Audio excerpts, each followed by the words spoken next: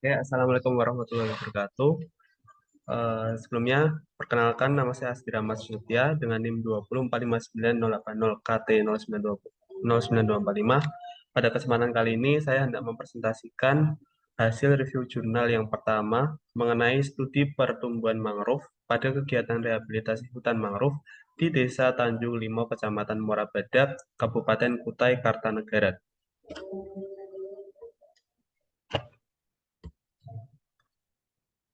Oke, untuk bagian yang pertama mengenai detail jurnal, dari jurnal yang saya review, jurnal tersebut merupakan jurnal Agrivore, yang mana Agrivore itu merupakan jurnal ilmu kehutanan dan ilmu pertanian.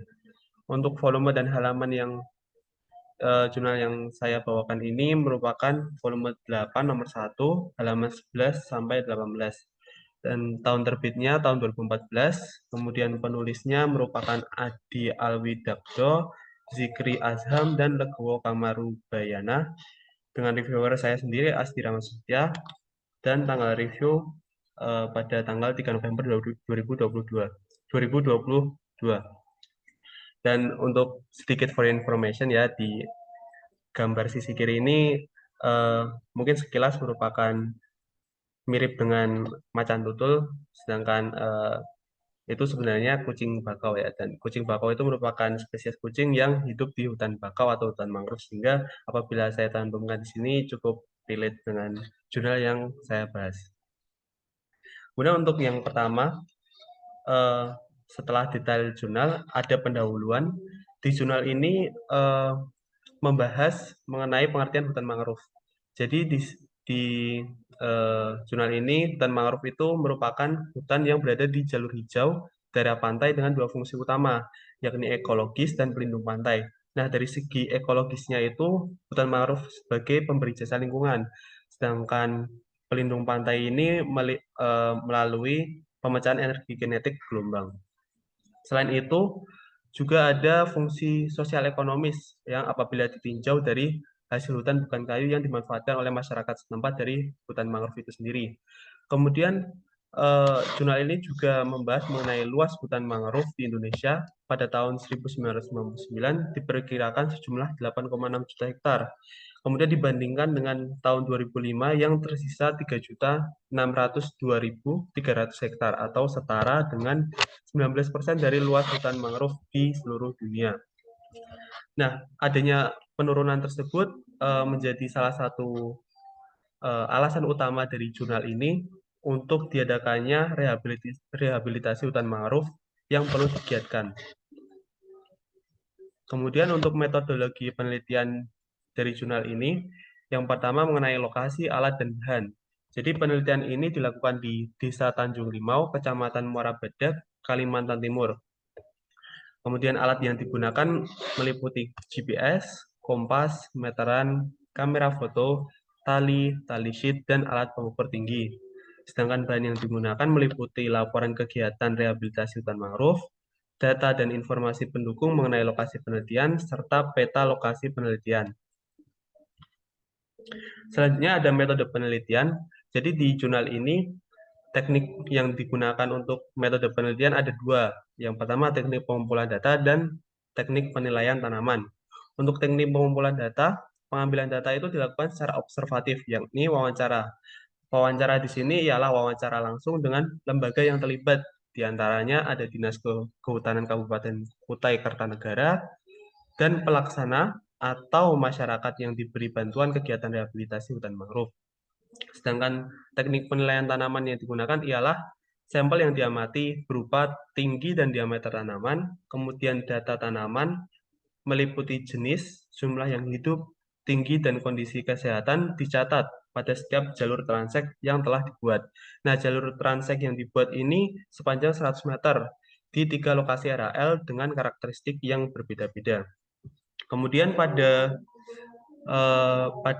sub kondisi kesehatan, jadi di jurnal ini juga disebutkan bahwa untuk kesehatan tanaman itu penilaiannya dibagi menjadi 3 kriteria. Yang pertama ada sehat, kurang sehat, dan merana. Dengan klasifikasi untuk sehat sendiri itu merupakan tanaman yang ditandai dengan tumbuh segar, batang lurus dan tajuknya menutup. Kemudian kurang sehat itu dicirikan dengan tanaman yang tajuknya itu mulai menguning atau berwarna tak normal, serta batang berbengkok atau percabangan sangat rendah.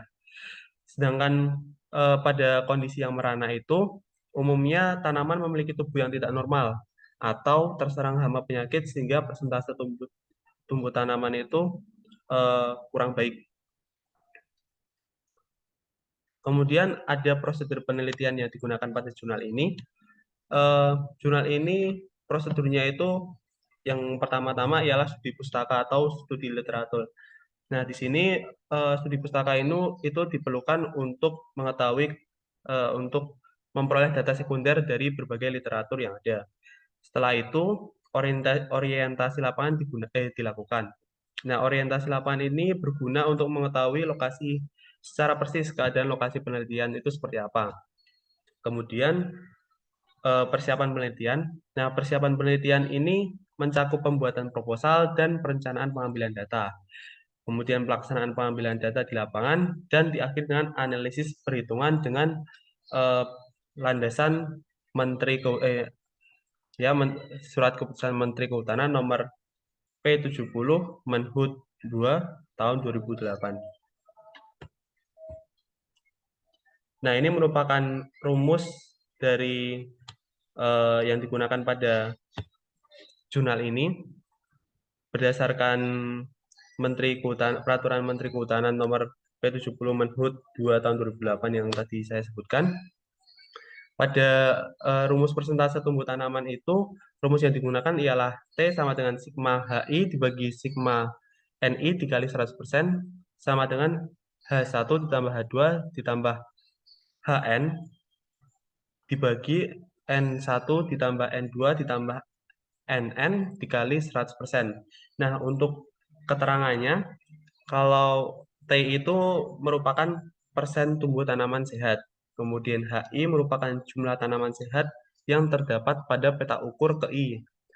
Sedangkan NI merupakan jumlah tanaman yang seharusnya ada pada peta ukur I. Kemudian pada rumus klasifikasi tinggi tanaman merupakan T sama dengan sigma TI dibagi sigma NI. Dengan T itu sama seperti tadi, tetapi di sini T yang dimaksud ialah tinggi rata-rata tanaman dalam peta ukur. Kemudian TI merupakan tinggi setiap individu tanaman dalam peta ukur KI. Dan NI merupakan jumlah tanaman pada peta ukur KI. Nah, kemudian selanjutnya jurnal ini juga mencantumkan hasil dan pembahasan. Untuk hasil dan pembahasan ini, eh, pada jurnal ini dibagi menjadi dua. Untuk yang pertama ada persentase tumbuh tanaman. Untuk pengelompokan persentase tumbuh tanaman diperoleh dari hasil itu berada di atas 60%, sehingga kegiatan RHL ini berhasil. Hal ini bisa dilihat dari persentase keberhasilan tumbuh pada tahun 2010 sejumlah 78,18% dan 66,4% pada tahun 2011 dari jumlah tanaman mangrove yang ditanam pada tahun 2009. Namun, terjadi penurunan pada pengamatan kali ini, yakni sebesar 46% di jalur transek.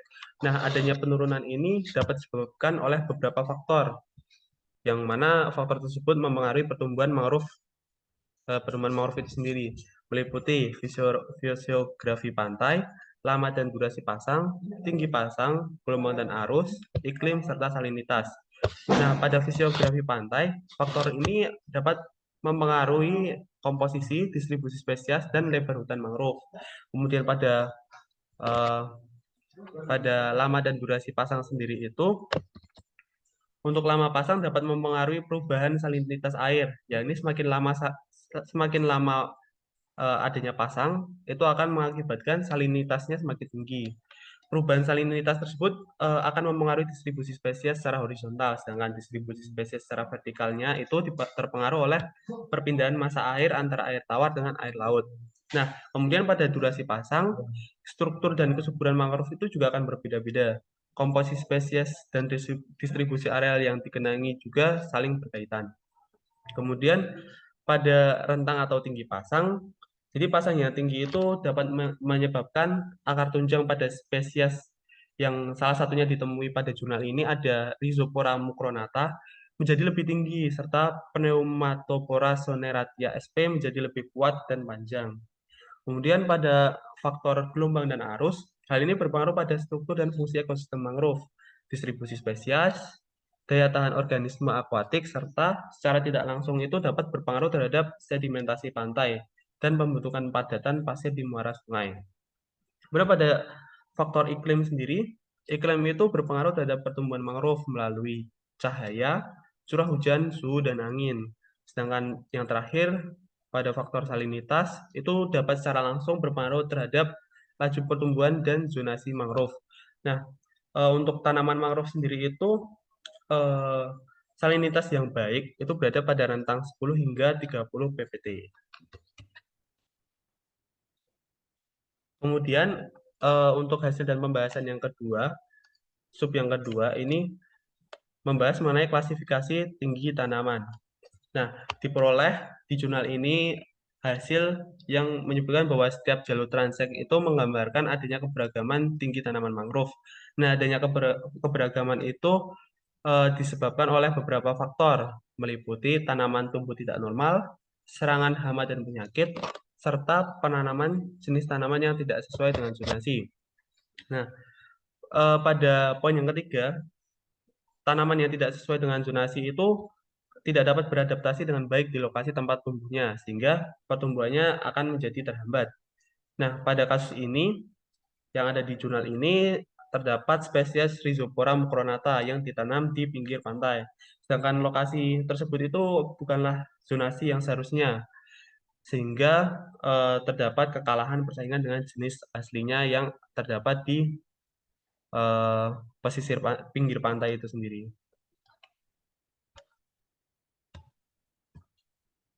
Kemudian di akhir terdapat kesimpulan dari jurnal ini.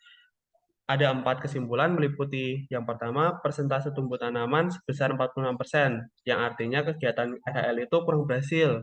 Kemudian poin yang kedua, terdapat variasi tinggi tanaman mangrove yang diakibatkan serangan hama, ketidaksesuaian jenis, dan zonasi tumbuh. Kemudian poin yang ketiga, kegiatan rehabilitasi hutan mangrove itu dipengaruhi oleh 5 faktor, yakni penanggulangan hama dan penyakit, pasang surut permukaan air laut, teknik penanaman, faktor internal dan eksternal tanaman, serta kesesuaian jenis tanaman dengan zonasi. Dan yang terakhir, kegiatan rehabilitasi hutan mangrove melalui 2 tahapan utama, yakni penyesuaian jenis tanaman dengan zonasi tumbuh dan pemeliharaan intensif pada tahun pertama sejak penanaman. Nah, dari jurnal yang sudah saya review ini terdapat 2 kelebihan yang saya dapatkan. Untuk yang pertama, data yang digunakan itu cukup banyak, baik data primer maupun sekunder, sehingga keabsahan dari hasil penelitian itu dapat dipertanggungjawabkan sesuai dengan realitasnya. Kemudian untuk kelebihan yang kedua itu, analisis data dilakukan secara mendalam, sehingga output yang diperoleh itu mampu menjawab tujuan. Nah, namun terlepas dari adanya kelebihan tersebut, terdapat pula kelemahan. Jadi di jurnal ini terdapat landasan teori yang digunakan itu kurang terbaru. Hal ini terlihat dari data yang digunakan pada pendahuluan yang masih menggunakan luas mangrove pada tahun 2005. Kemudian tidak dijelaskan pula secara konkret luas kawasan hutan mangrove yang rusak pada tahun 2009. Karena dari jurnalnya sendiri itu eh, dia mengadakan penelitian di tahun 2014. Sehingga alangkah lebih baiknya untuk landasan teori yang digunakan itu 5 tahun sebelum, maksimal 5 tahun sebelum jurnal tersebut terbit. Kemudian untuk poin yang kedua dari kelemahan, terdapat kerancuan pengambilan kesimpulan pada pembahasan. Hal ini ditandai pada kalimat pertama yang menyebutkan bahwa hasil perhitungan rata-rata persentase tumbuh tanaman mangrove itu dapat dikatakan berhasil karena persen tumbuh tanamannya itu lebih dari 60%. Nah, kalimat tersebut itu tidak dikuatkan dengan gamblang bahwa persentase yang dimaksud ialah persentase pada tahun 2010 dan tahun 2011. Sedangkan pada hasil pengamatan itu terbukti tidak masuk ke dalam kategori 60%, sehingga dapat dikatakan tidak berhasil. Nah, hal tersebut menjadikan kerancuan dari jurnal ini. Baik, mungkin itu sekian yang presentasi yang dapat saya sampaikan. Ada kurang dan lebihnya mohon maaf. Saya Asti pamit undur diri. Wassalamualaikum warahmatullahi wabarakatuh.